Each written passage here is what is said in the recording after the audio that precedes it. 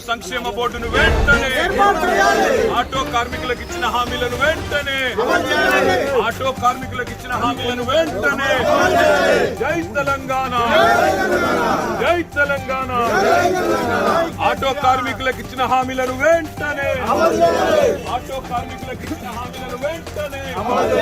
ఆత్మహత్య చేసుకున్న ఆటో ఆత్మహత్య చేసుకున్న ఆటో కార్మికులు